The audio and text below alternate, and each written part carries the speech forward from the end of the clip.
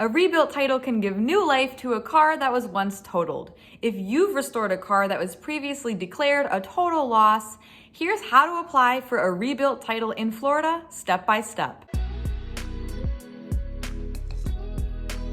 Getting a rebuilt title is all about proving to the Florida Department of Highway Safety and Motor Vehicles that your car is fully restored and in safe operating condition. This means you'll have to start early and document the entire restoration process so you can give the state a complete account. Before you've even started any repairs, take photographs of the vehicle to document its condition. Make sure to get a variety of angles and include images of what's under the hood. During the repair process, save any bills of sale or receipts from major replacement parts, like a new engine or transmission. You'll need to present these to the state in order to get your rebuilt title. Once the restoration is complete, you're ready to apply for a new title. Just make sure to gather the following documentation to bring with you to the nearest Florida Department of Highway Safety and Motor Vehicles office. Photos of the car before the build, bills of sale and receipts from major components, a statement of builder form or form HSMV 84490 completed by the mechanic who did the restoration, an application for a certificate of title or form HSMV 82040 completed by you,